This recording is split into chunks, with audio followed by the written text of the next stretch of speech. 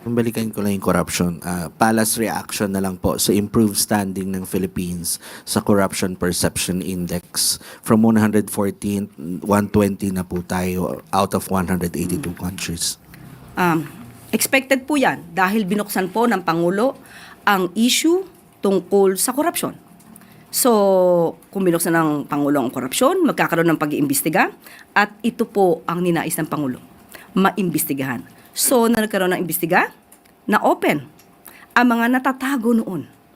Kaya nililinis po ng Pangulo ang nangyari noong nakaraan. Lahat ng dumi noong nakaraan, nililinis ngayon. So, expected po talaga na mabubunyag ang korupsyon na naganap noong nakaraan.